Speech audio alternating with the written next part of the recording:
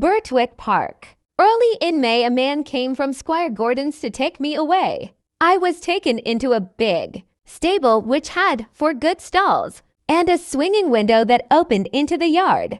In the next stall to me was a pony called Merrylegs, whom the children used to ride. He was a favorite with everyone, and he and I soon became great friends. There was a stable boy called James Howard, and the coachman's name was John Manley. He had a wife and 1 little child, and they lived in the coachman's cottage, very near to the stables. The next day I was taken to my new master, so that he could try me out. I found that Squire Gordon was a very good rider, and kind to his horse as well. When we came home, his lady was at the hall door to greet us. "Well, my dear," she said, "how do you like him?" "He has a fine spirit," my master replied. "What shall we call him?"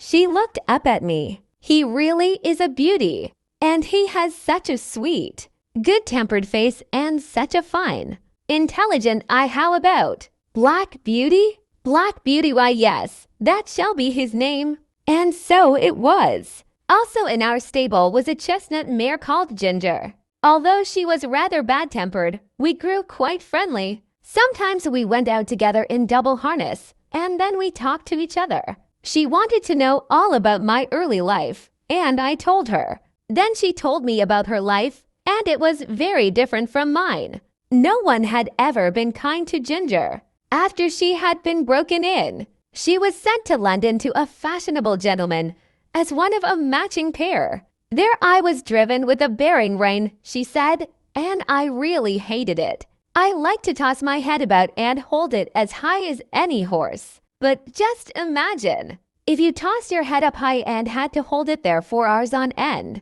That's what happens with a bearing rein. I grew more and more irritable. One day, just as they were straining my head up with that rein, I began to plunge and kick with all my might. That was the end of that place. I was sold and went back to the country. Alas, the groom at the new place was rough, so I bit him.